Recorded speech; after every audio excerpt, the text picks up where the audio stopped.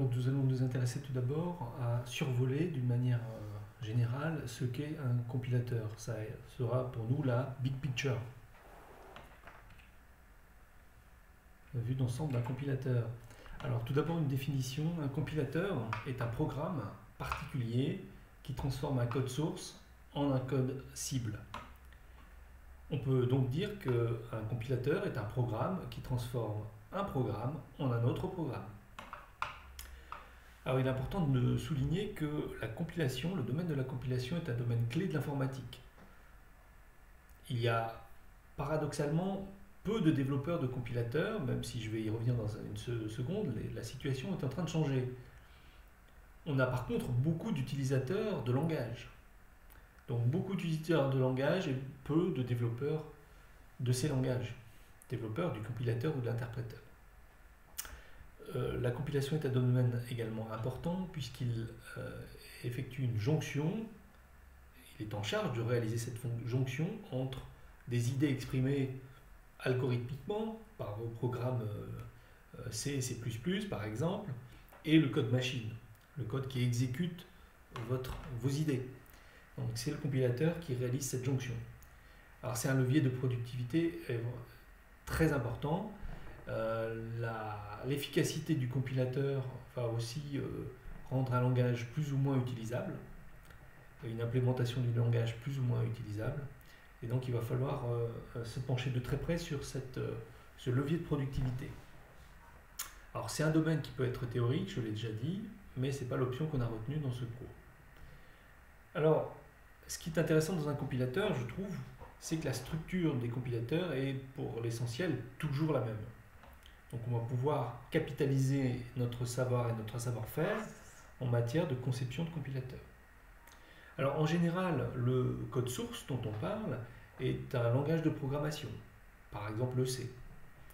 Mais ce n'est pas forcément toujours un langage de programmation. On peut également avoir, par exemple, en entrée, un langage de description.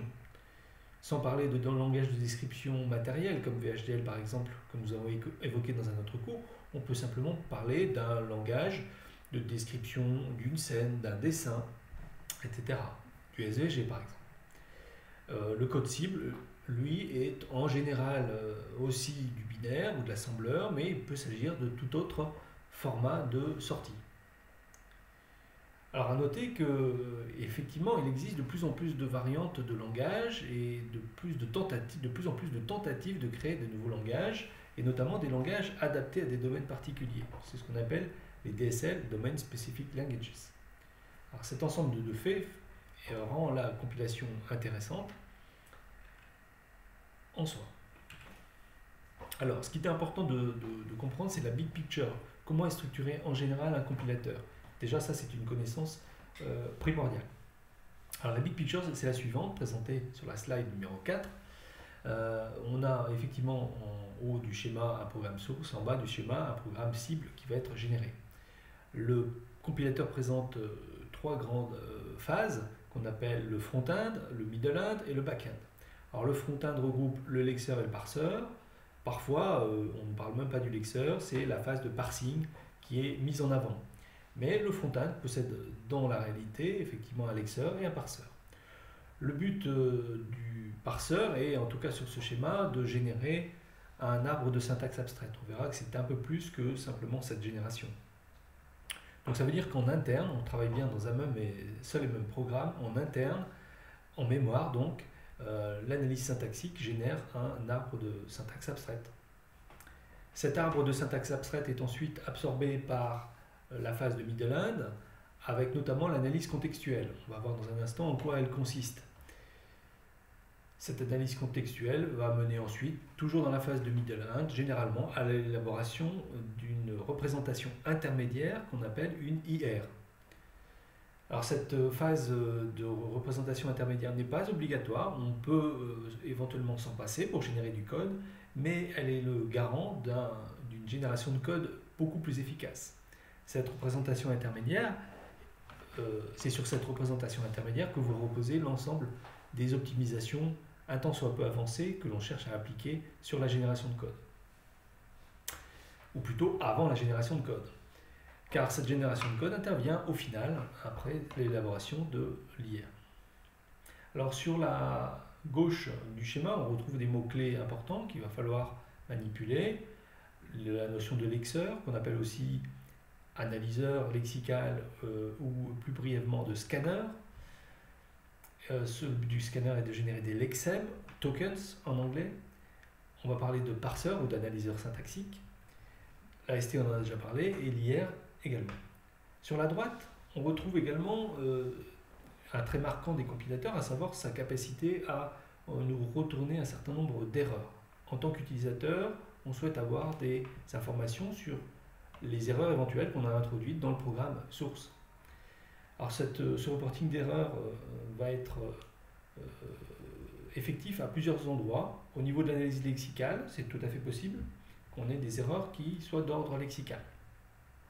En général, les erreurs sont plutôt d'ordre syntaxique, et si on a un bon analyseur contextuel, on peut avoir également un retour d'erreur savant. On verra le type d'erreur retournée par l'analyseur contextuel. Alors je note également qu'il y a toute une partie qui peut être extrêmement formalisée, notamment la grammaire, sur la phase de front-end notamment. Donc on va avoir une formalisation externe au compilateur sous forme d'une grammaire. On verra sous quelle forme cette grammaire est écrite. Enfin, je souligne qu'on pourrait également donner, ou avoir envie en tout cas de donner une sémantique à notre programme, d'avoir une définition formelle de ce que doit exécuter notre programme. Les choses sont un peu plus compliquées de ce côté-là, et ça reste un sujet de recherche qui ne sera pas traité dans ce cours.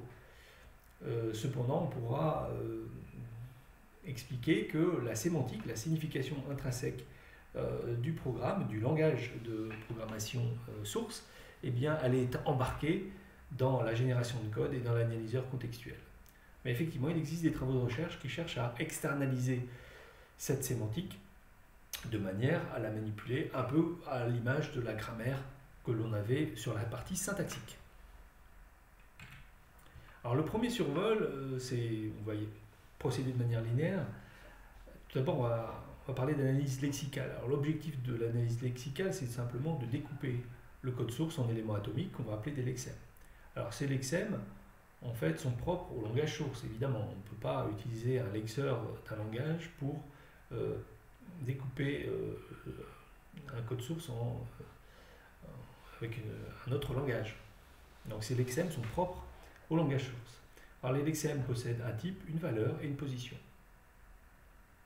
Là, je présente donc un tout petit code qui peut ressembler à du Ruby par exemple.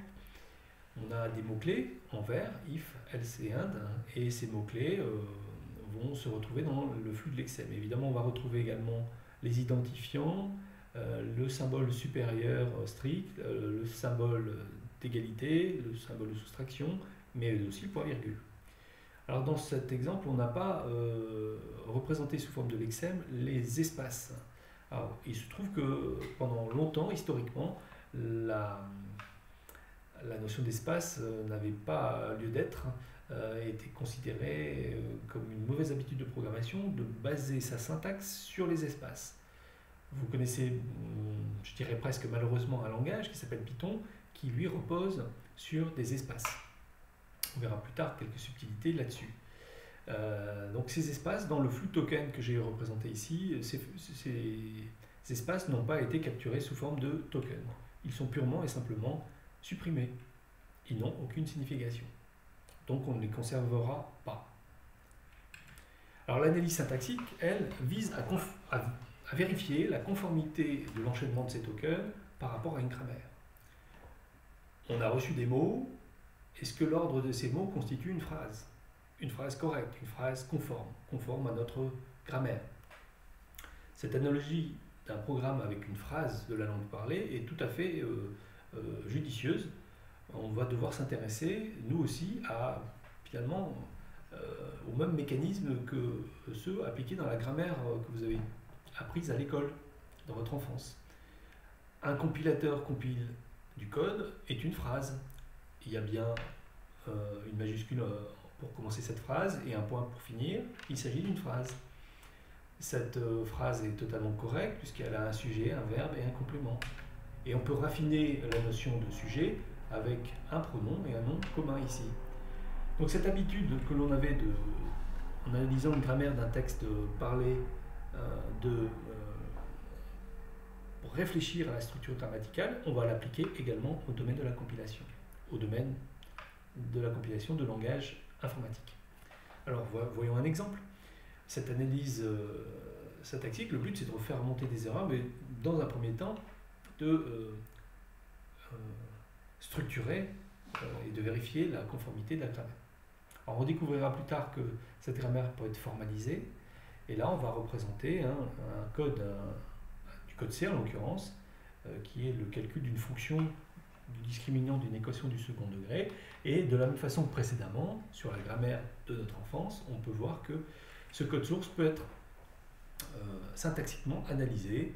On peut descendre jusqu'à un grain très très fin, et encore, là j'ai présenté que quelques petits exemples. On retrouve design unit, function declaration, on retrouve un identifiant, un body, une assignation, une expression binaire, etc., etc. On peut descendre encore plus bas. On va le voir dans un instant. On voit dans un instant le même programme que je viens de vous expliquer là, la grammaire que je viens d'exposer rapidement. On la retrouve embarquée dans notre fameux arbre de syntaxe abstraite qui va être en mémoire et qui va être de ce type. Alors là, il s'agit d'une représentation graphique de l'arbre, mais c'est bien en mémoire ces relations qui vont être établies dans une représentation orientée objet en mémoire. Donc on va retrouver la structure arborescente de cet arbre, évidemment, et on va retrouver sur ces feuilles, notamment, nos fameux lexèmes, nos fameux tokens. C'est exactement le même code source précédent qui a été analysé dans cet arbre. Donc on voit qu'on a quand même beaucoup d'objets. Pour un tout petit programme, on a déjà un arbre de syntaxe assez conséquent. Alors pour information, cet arbre syntaxique a été généré par un parseur que j'ai écrit, qui parse un grand sous-ensemble du C et qui s'appelle Crocus. Alors une fois qu'on a cet arbre de syntaxe abstraite en mémoire, notre but c'est de l'utiliser. Alors pour ça, il faut savoir parcourir l'arbre de syntaxe abstraite. On va découvrir au cours de ces cours qui vont suivre différentes manières de parcourir l'AST et notamment un pattern très utile qui s'appelle le pattern visiteur. Alors qu'est-ce qu'un pattern? Un pattern, c'est une méthode de cuisine informatique qui a fait ses preuves et qui a été un tant soit peu formalisé, explicité, popularisé. Alors ce pattern visiteur a été popularisé par 4 informaticiens dont on parlera un peu plus tard, qui s'appelle The Gang of Four, le GOF. Alors on a d'autres façons de visiter cet arbre syntaxique sans utiliser pattern visiteur, c'est tout à fait possible. On pourra faire un parcours récursif qu'on mettra en avant un peu plus tard. Et enfin, on viendra sur des outils assez pratiques qui servent notamment beaucoup dans le web, qu'on appelle des moteurs de template, qui peuvent aussi être une façon de parcourir le code. Alors, le pattern visiteur possède plusieurs applications possibles. On a plusieurs applications possibles, elles sont en fait assez nombreuses. La première de ces applications du pattern visiteur, c'est tout simplement, une fois qu'on a l'arbre de syntaxe abstraite en mémoire, c'est de régénérer le code source qu'on avait en entrée. Alors ça peut paraître un peu bizarre de vouloir revenir sur le code source. En fait, ça paraît même anodin. En fait, c'est réellement essentiel. Tout d'abord, ça nous permet de nous assurer que l'AST est complet, qu'on n'a rien perdu en cours de route. Et puis, il va nous servir aussi à afficher des messages d'erreur un peu plus pertinents au cours de l'exécution du compilateur. Alors, autre application du pattern visiteur, c'est l'analyse contextuelle. Alors, elle inclut beaucoup de choses, l'analyse contextuelle, mais on peut simplement noter ou survoler la chose en disant que l'analyse contextuelle, notamment, va nous permettre d'identifier des variables par rapport à leur déclaration ou leur absence de déclaration. Donc, on va pouvoir détecter si un identifiant en C, par exemple, utilisé, est correctement déclaré dans la partie déclaration et rapporter une erreur si ce n'est pas le cas. Alors ça va se faire en partie donc avec le pattern visiteur qui sera complémenté d'une table qu'on appelle table des symboles. C'est une table de correspondance qui va nous permettre de faire une relation entre un symbole, le nom d'un identifiant, et son type, par exemple. Donc cette table va nous servir, entre autres, toujours dans l'analyse contextuelle, à faire du contrôle de type, c'est-à-dire vérifier qu'une assignation, par exemple, est correcte, que la partie droite et gauche d'une assignation ont le même type, etc., etc. Il y a beaucoup d'applications du pattern visiteur. Donc l'analyse contextuelle, juste un petit exemple, et je vous pose une petite question à votre sagacité. Le code suivant est-il légitime? Il s'agit d'une toute petite fonction qui réalise l'addition de deux nombres a plus b passés en argument. Alors la question qu'on peut se poser, c'est par exemple, est-ce que l'identifiant f a le droit d'être utilisé ici dans deux contextes différents, à savoir le nom de la fonction et le corps de la fonction? Peut-on utiliser f? Vous aurez la réponse un peu plus tard. Alors, une fois qu'on a réalisé tout ça, vous vous souvenez de l'enchaînement des passes du compilateur, eh bien, on arrive sur la notion de représentation intermédiaire. Le but de la représentation intermédiaire, c'est, à partir de la ST, de générer une représentation plus proche de la machine. Alors, c'est un intermédiaire, donc c'est pas encore du code machine, on s'est détaché de la ST, mais on veut quand même représenter quelque chose d'exécutable. Donc l'idée est de se ramener à quelques instructions, donc passer des expressions complexes écrites par l'utilisateur à des instructions plus simples. Alors il existe des représentations intermédiaires très connues, notamment LLVM et Gimple. Gimple est utilisé dans GCC et LLVM est un framework, on va dire, concurrent à GCC lui-même. Alors sur la droite, j'ai représenté une vision graphique de cette représentation intermédiaire. En l'occurrence, il s'agit d'une représentation intermédiaire qui m'est propre, que j'utilise dans un compilateur que je développe, qui s'appelle New Edge. Donc on voit que cette représentation intermédiaire se représente sous la forme d'un control flow graph, un peu à la manière de ce qu'on a pu écrire déjà en assembleur. Alors on arrive enfin à la génération de code. Évidemment, l'objectif c'est de générer un code, si possible, efficace et exécutable. Donc ce code est bien entendu dédié à un jeu d'instructions particulier. On va essayer de procéder de manière mécanique. Si on peut être dirigé par la syntaxe, c'est bien, mais en général, on aura besoin de cette représentation intermédiaire dont j'ai parlé. Et c'est au moment de cette génération de code qu'on peut aussi réfléchir à certaines optimisations ou en tout cas certains motifs qui sont bien adaptés à la génération de code. Par exemple, une boucle for peut se traduire quasiment systématiquement de la même manière. Il faudra donc connaître ces gabarits qui vont nous faire passer de l'arbre de syntaxe à la boucle for ou alors de la représentation intermédiaire à la boucle for implémentée en assembleur, bien sûr. Alors pour finir, ce survol, la structure d'un compilateur, on cherchait à la démystifier, et bien voilà une écriture d'un objet ici en Ruby, on peut le voir comme un pseudocode. On va le représenter avec le paradigme orienté objet, donc à travers une classe qui a pour but de compiler un code. Donc on va avoir une méthode compile qui est logique pour un compilateur, et cette méthode compile va enchaîner un certain nombre de passes qu'on va appeler privées, qui sont la phase de parsing, de checking, c'est l'analyse contextuelle ou le checker, l'élaboration de l'IR et la génération de l'assembleur. Voilà. Il nous reste maintenant à passer à la suite et à nous intéresser à l'analyse lexicale en tout premier lieu.